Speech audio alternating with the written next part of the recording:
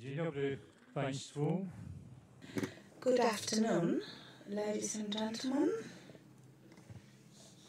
Jest mi niezmiernie miło It is my immense pleasure na naszym spotkaniu Dni Studyjnych EKR-u panią premier Włoch, Giorgia Meloni. Prime Minister Giorgia Meloni, the Prime Minister of Italy. I pana premiera Rzeczpospolitej Polskiej Mateusza Morawieckiego. And the Prime Minister of Poland, Mr. Mateusz Morawiecki.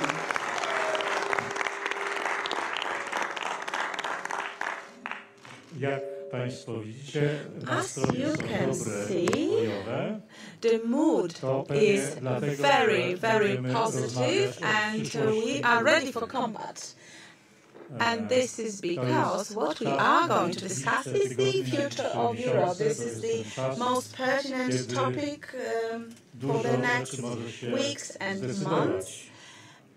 A lot of things are at stake, a lot of important events are coming. Those of you who are part of ECR are the forces of reason.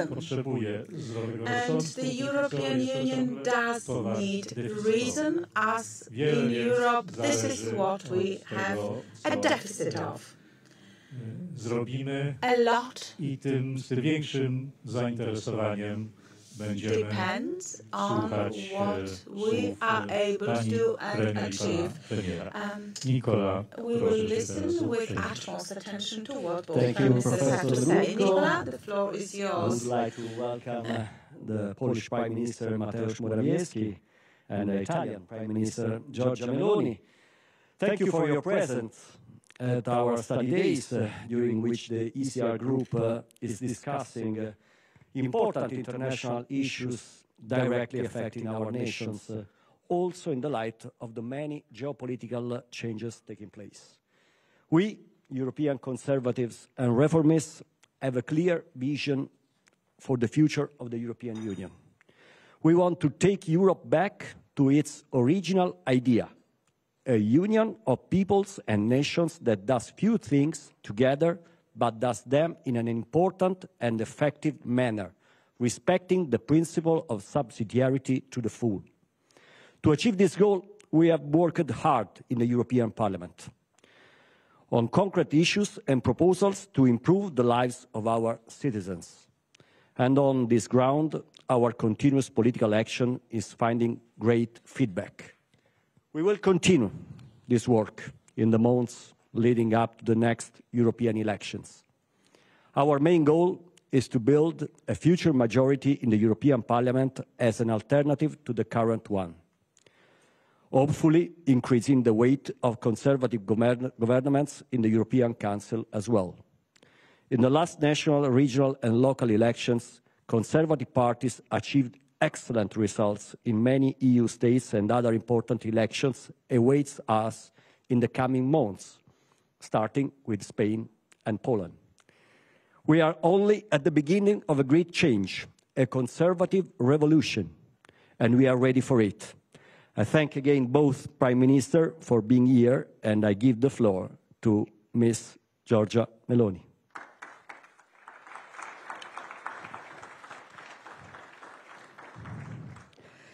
Well, thank you very much to everyone. Thank you to Mateusz Morawiecki for our bilateral meeting this morning, for the beautiful place that we have been in together.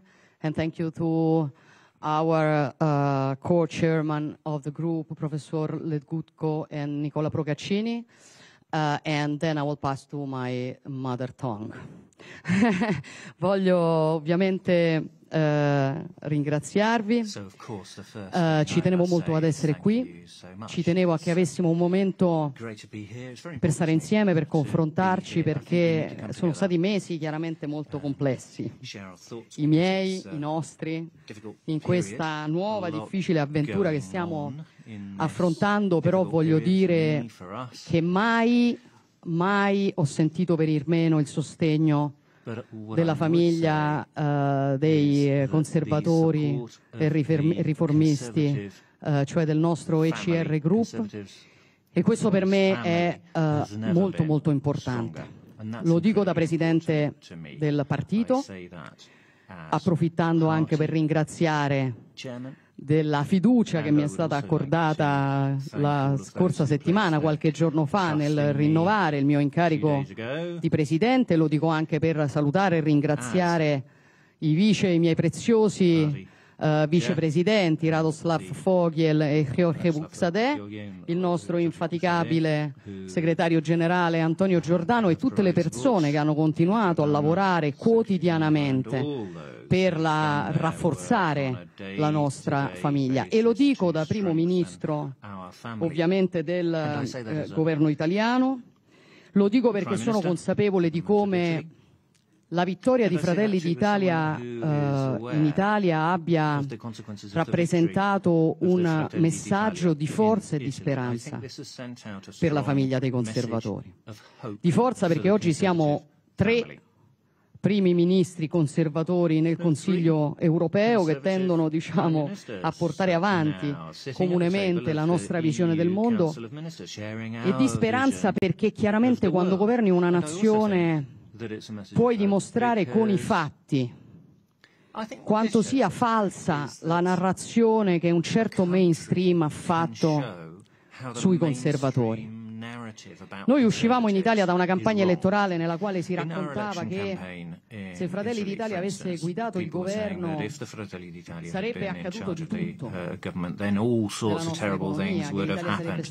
Terrible things would have happened to the economy. Italy would be entirely isolated. That there'd be a complete breakdown of the welfare system. That across the board there would be all sorts of terrible things. Those were the predictions. 8 months on, objectively speaking, we can say Italy is internationally respected. Italy defends its national interests. Yes, but what the figures show is that our growth is better than France's or Germany's, that we've reached a record, a historic record in terms of employment levels with stable contracts. We have a record low for unemployment. And so what we're seeing is that the country is in safe hands with this government. And we're dispelling that false narrative. And what I also hope is that there'll be a broader message coming across about the Fratelli d'Italia. They wrote us off right from the start. They said they'll never get into power. They said they'll never cross that line of having what is necessary to get into power. And we proved them wrong. We didn't have all the powerful connections, but we were determined, we were realistic, and there are all these starry-eyed idealists on the left, but we were clear-eyed realists. We look at the problems as they really are. We look at the world as it really is rather than the world as we would like it to be. And so we now have a responsibility and an opportunity. We have the European elections ahead of us. And it's not going to be an easy year. There are going to be other events along the way, which will be vital during that year. One of those appointments with history is in Poland. National elections are vital, and we very much want BIS and Mateusz and our Conservative friends to be able to stay in power. That's vital not only to us as a political family, but it's vital for Europe, what they have shown in their government, what Poland has demonstrated now, particularly in the context of the Russian aggression in Ukraine, is vital to the EU. You should be saying thank you to Poland for what Poland has done over the last few months, but what they've achieved in such a short time with refugees too. That's tangible achievements. Poland deserves way more credit for all of that work. And then, before the Polish elections, there are elections in Spain. That's going to be an interesting challenge for Vox. Their election campaign is ringing a few bells with me. It reminds me of what we were doing. There's some of the same phrasing there, the same messaging to citizens. But we know that if you manage to consolidate the position, as Vox has succeeded in doing at regional level and with a lot of agreements, coalitions, then it will be very interesting to observe how things go. I look at a lot of analysis, what the pundits say about European elections and so on. The main aim that we should never lose sight of is strengthening our family. There are many other people who will be swept along with us by the strength of our ideas. They'll want to work with us, come closer to us. There are many parties who can be closer to us in terms of our vision of Europe and what we want to do. But first, we need to strengthen our own family. Whatever happens, the Conservatives will be in a crucial position following the forthcoming European elections. And that's the prize that I'm keeping my sights firmly fixed on, because the people of Europe cannot wait any longer. They need a pragmatic approach. They need a conservative approach. They need to turn the current way of doing things on its head. And we held a bilateral meeting. I held a bilateral meeting with Mateusz Morawiecki, and it's not just about Ukraine or EU competitiveness, migratory flows. It's a historic moment when the EU has to be open about its mistakes. The way the EU did things wrong, this kind of lawless globalization, exposing the continent to a form of dependency that was unsustainable. A few years back, some people said, watch out, we need strategic autonomy. And if you said that kind of thing, they'd write you off as an extremist, as a nationalist. You'd be written off completely as being on the lunatic fringe. Well, now everyone's recognizing that that is common sense. I mean, we started with coal and steel. It was a coal and steel community. That is a national strategy for self-sufficiency, if you like. It's about energy. And now we're talking about the supply chain, and we're talking about sustainability and autonomy, and they didn't do their homework on that.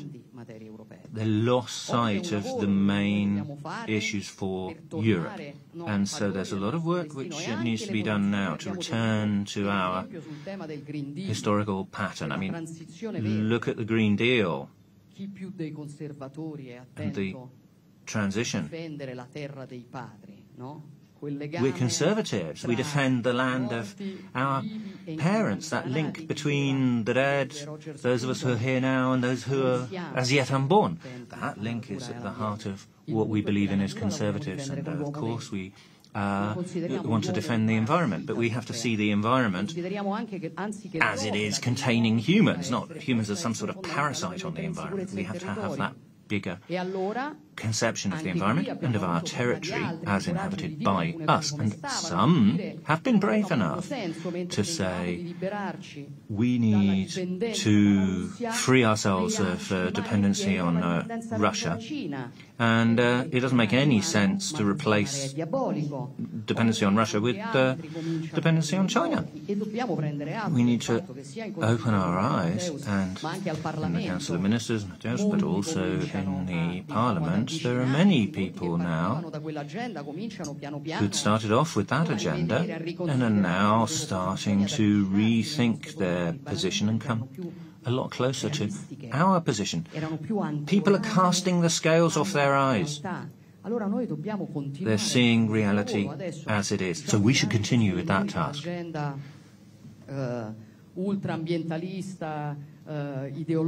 So there's this kind of deep ideological green cause trying to speed things up.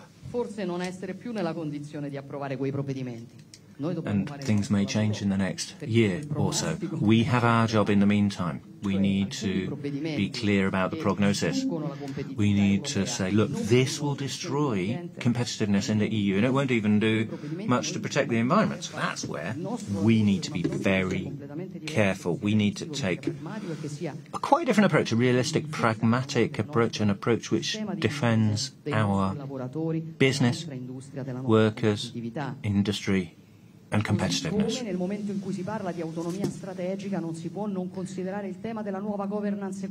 If you're talking about strategic autonomy, you need to talk about the new form of economic governance. We're seeing parties from different countries, net surplus, indebted countries, Northern European, Southern European countries. There's this historic dichotomy between hawks and doves, and what we need to do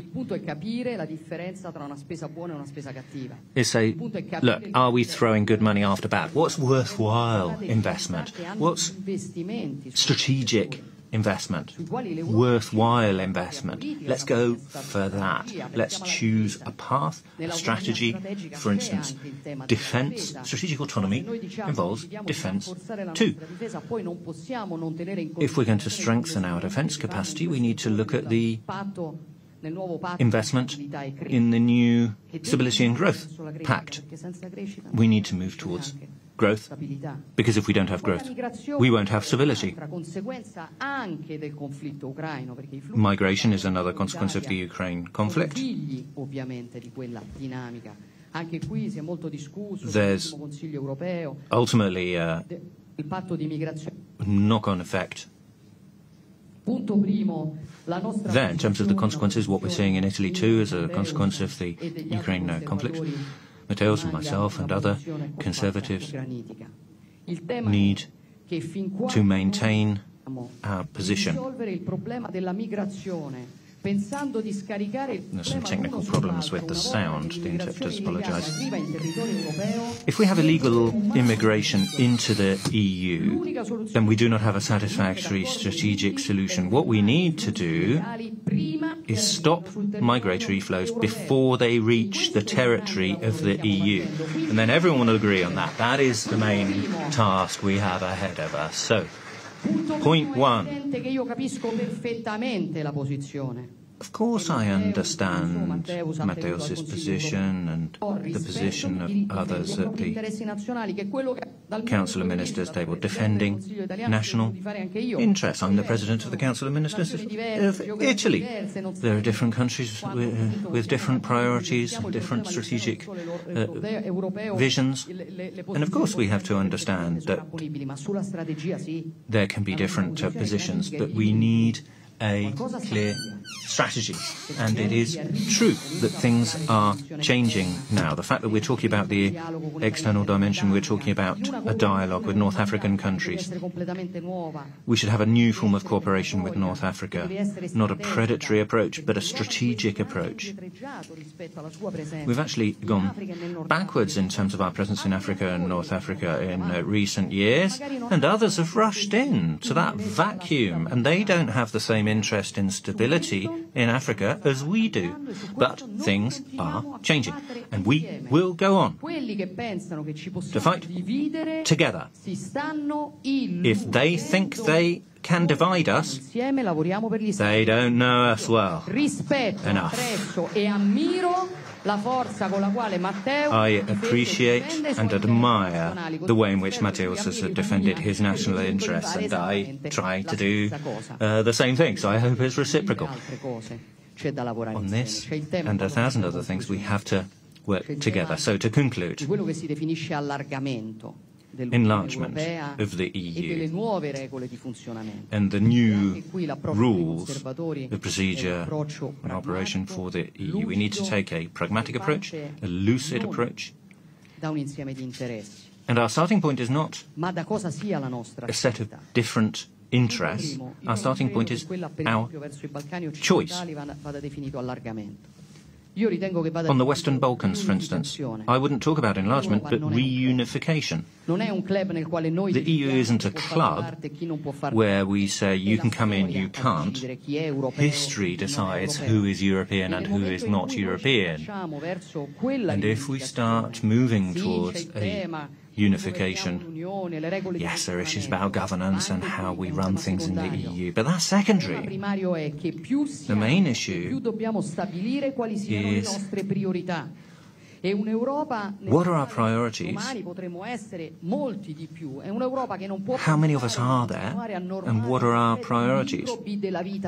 And the more of us there are, the less we can get involved in micromanagement of the details of people's lives, and the more we can look at big strategic choices, which is something we haven't always done well. The principle of subsidiarity has not been adequately applied.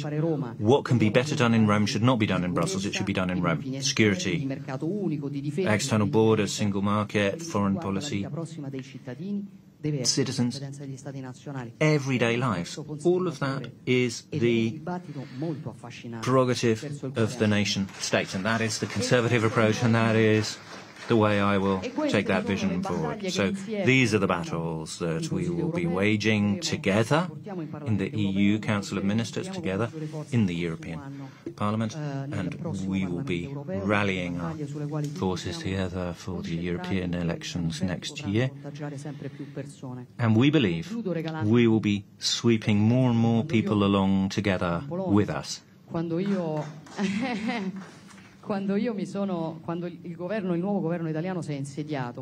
When we took office in Italy, and we were calling for Parliament to place its trust in us, that was the 22nd of October.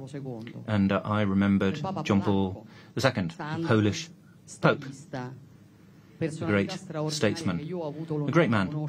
It was my honor to meet him personally, and I have very deep admiration for him. And I remember something that he said. He said, freedom isn't doing whatever you feel like. Freedom is having the right to do what one should. We've always been free. And that is the reason why we will do what must be done, which is to act in the interests of the soul and identity of our continent. Thank you very much for your attention.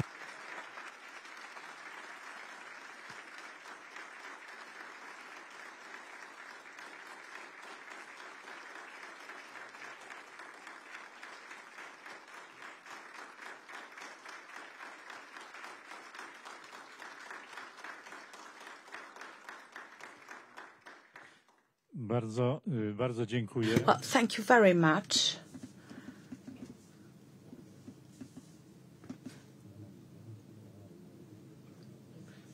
You can share. Bardzo dziękuję pani. Well, thank you very much, Madam Prime Minister. Thank you very much for this beautiful quote from John Paul II. These are very wise words, and thank you for defending the principle of reason, of being realistic. This is the foundation for our political family, for the parties that form this political family. Without these principles, Europe will be in greater trouble still. And this is the strategy that we have adopted and we intend to continue. So thank you very much. And I shall now pass the microphone to Prime Minister Mateusz Morawiecki. Thank you very much, and thank you so much for the invitation. I will speak about reason and about realistic approach, but let me start by making reference to another value, something that has been mentioned by Giorgia when she spoke about our achievements. It is a feeling of pride. We are proud of what we have achieved, and we are very proud of what government of Giorgia Meloni has achieved in Italy during the 8 months in office. And what you have heard when you were competing in the elections is something we were hearing 8 years ago. Poland was to become new Venezuela. We were to suffer from inflation, economic crisis, and now very distinguished economists, those who do not like to admit that they were ever wrong, say that we have the lowest unemployment ever, and our economic growth is very, very sound. And we can only compare ourselves to those countries that went through the same problems. So what we can compare is the fourth quarter before the pandemic to the second quarter of this year. So after the pandemic, after the war, we find ourselves in a situation which is very positive. However, we had to suffer a number of very unpredictable crises. But this may be a premonition of positive things to come. Accumulation of these negative events may lead to a situation that could be very concerning. So we should pull our forces together. Those leaders who have a similar view about the future and who share similar values of identity, culture, faith. And this is something that is very dear to our group, the European Conservatives and Reformists. Based on these common values, we can inspire new forces in Europe to join us and to act. And Fratelli d'Italia is a very good example here. Their electoral victory, the electoral victory of Giorgia Meloni is such a positive sign. And I know that some other conservative forces in Europe are gaining momentum. And our political competitors, left-wing parties, the progressive media try to shame us, saying that, oh, you have behaved in a way that is different from what the mainstream in Europe is doing. But we can say, well, aren't you ashamed of the fact that 10 years ago, the minimum wage in Poland was €1 per hour, when retired persons were not able to buy medication that had been prescribed, when 2 million Poles had to leave their country in order to work abroad, where people were working in very precarious conditions without long-term contracts. And we demonstrated that country can be governed differently. And what we can achieve is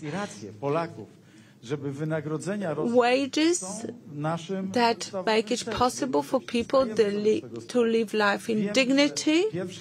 And we know that the first 8 years in office were aimed at trying to equalize the situation, to make us comparable with other countries, to create a level playing field. And the next 4 years is the time for us to go further, to promote values and to promote a vision based on realistic approach, based on reason for the future of Europe.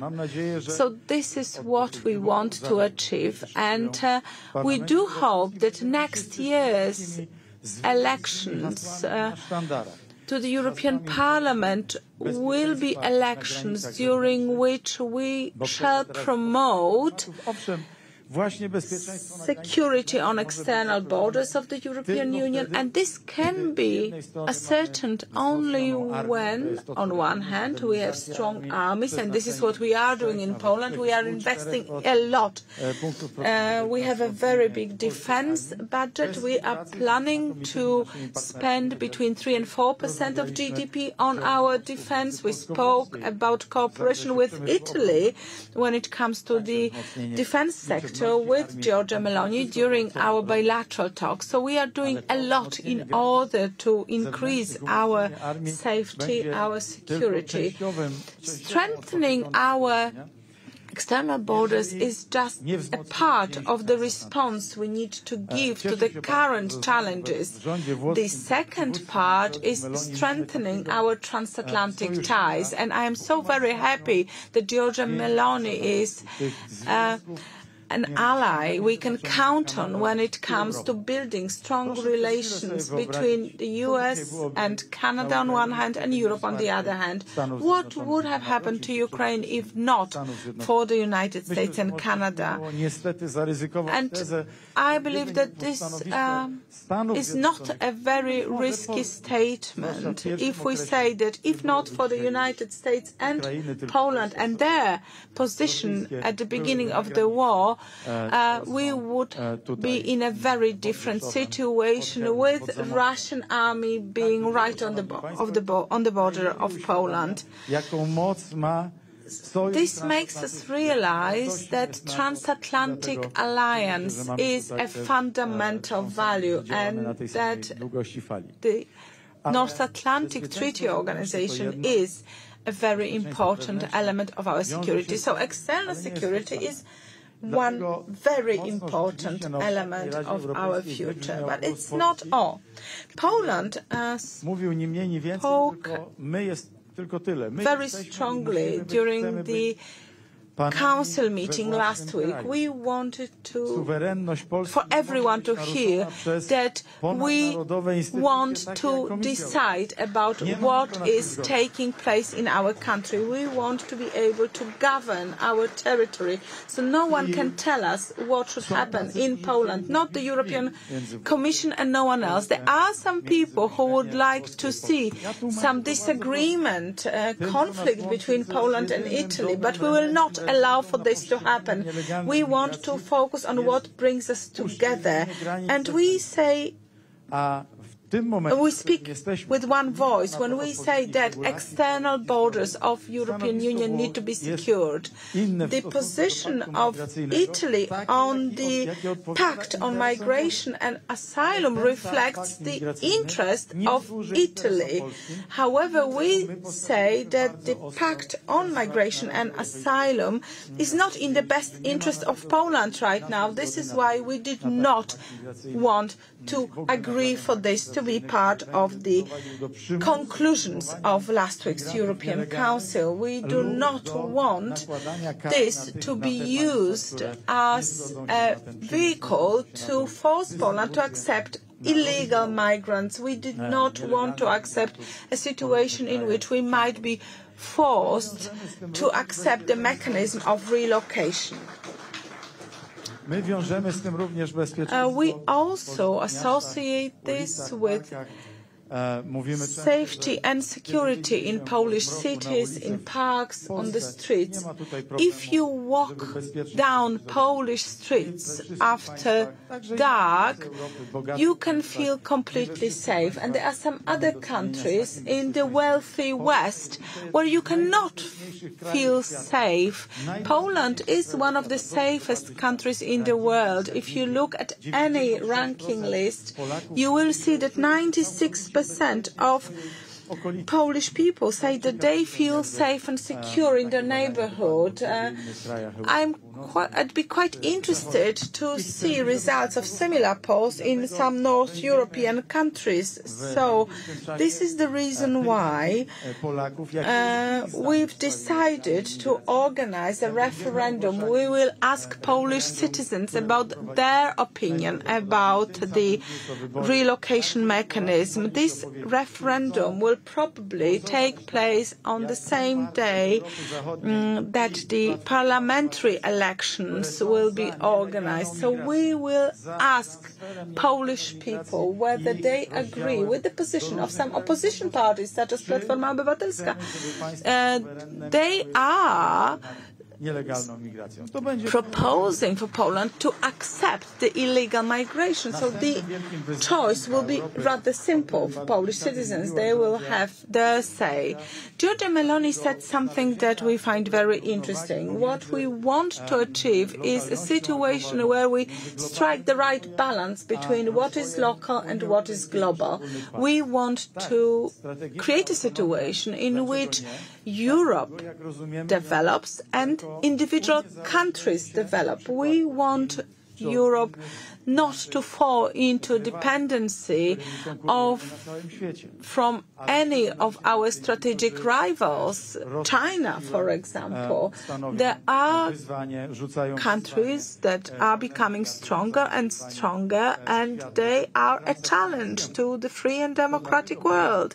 The transatlantic alliance, after the pandemic, after the energy crisis, we are in a very particular situation. Thus, I fully agree with what Prime Minister Meloni said. We cannot fall from one dependency from Russia, into another dependency, becoming dependent on China. So we have to make sure that we do not repeat the mistakes of policies of some countries which made it possible for Putin to implement his plans of attacking Ukraine.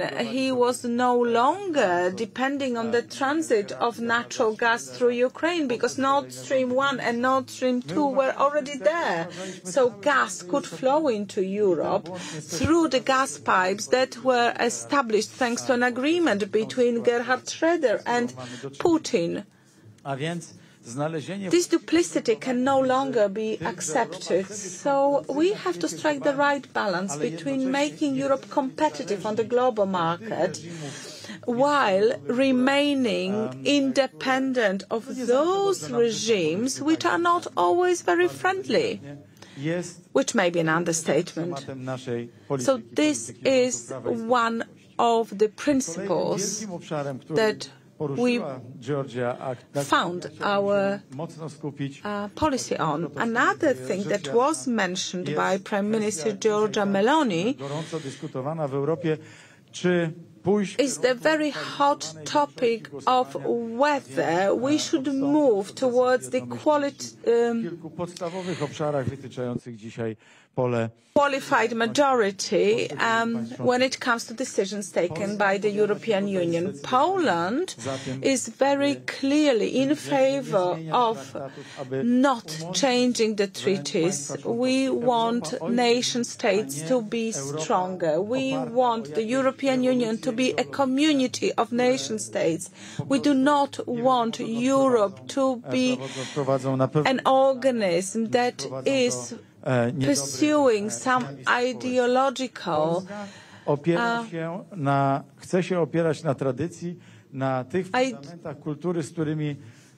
projects that may become very dangerous. We want to base our development on the tradition of ancient Greece, ancient Rome, the Christianity. Our culture, our civilization is the basis on which we want to build the future. And we do want for the principle of subsidiarity to be fully respected. Whenever we have something that can be done better at the level of a nation state, there is no point for it to be moved to a level of the European Union. From the level of Brussels, you are not able to have the right picture of what is happening in Rzeszów, in Suwałki, in Koszalin, in Ancona, in Lombardia, or in any other beautiful regions of Italy. This is not possible. Centralized state does not work. We've seen it in the Soviet Union. We know this is a road leading to nowhere. Centralized economy is not the right way to go. So we shall defend the principle of subsidiarity, and we will make sure that it is applied in all the fields. Also in the future. I would also like to conclude by saying that it is my strong belief that this conservative wave will become even greater. The government of law and justice, the government of peace was the first of many, hopefully.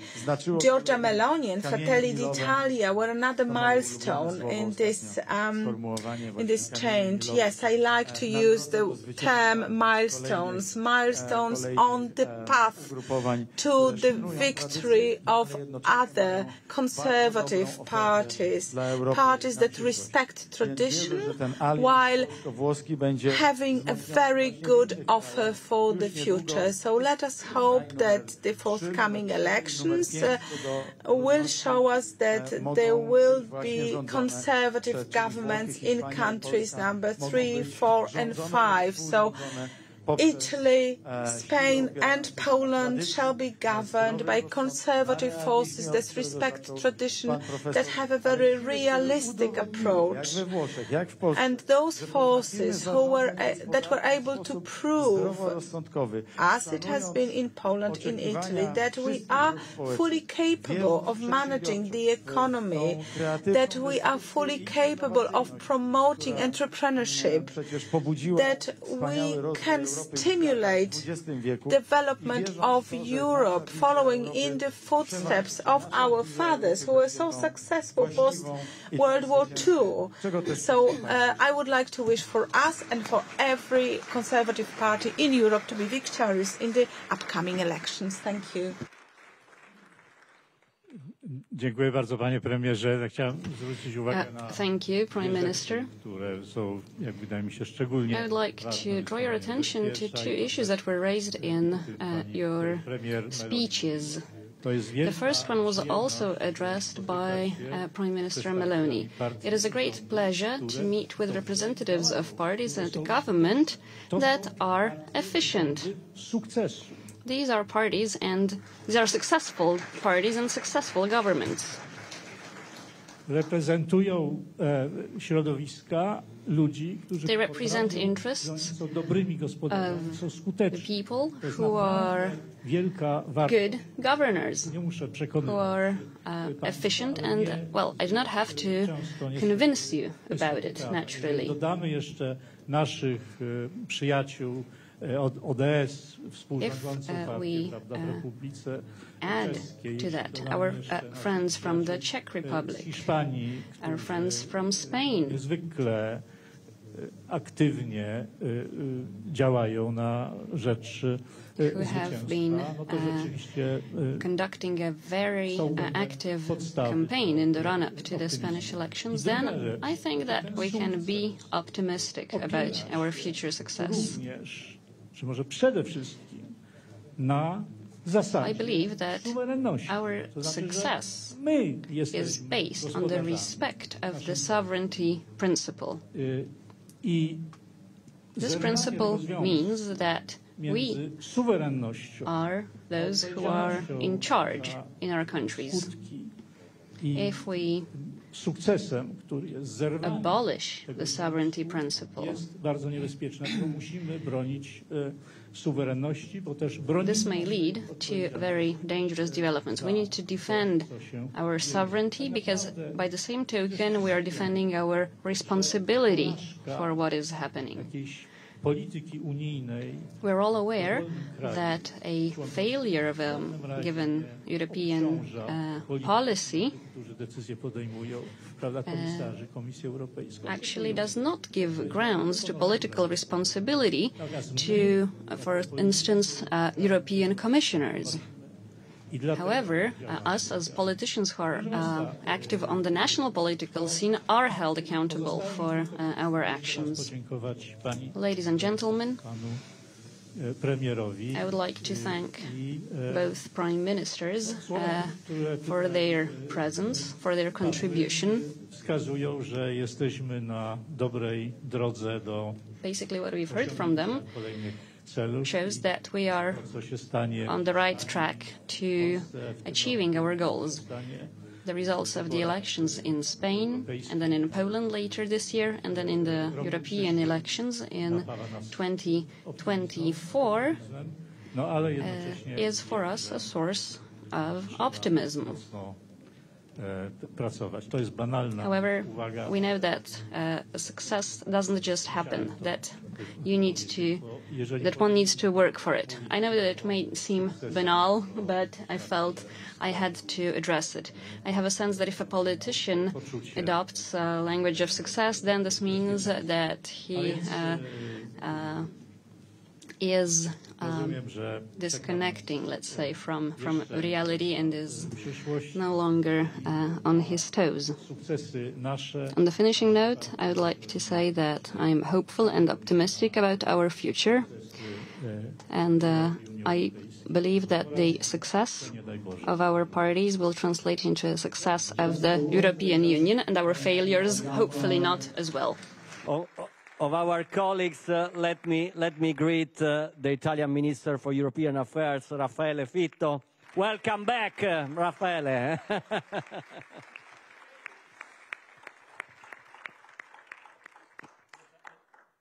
the pleasure of meeting Mr. Fitto some time ago, yes. Okay, so Giorgia, Prime Minister, thank you very much. Please remain seated for a couple of minutes, a short break, and I'll be right back. Thank you.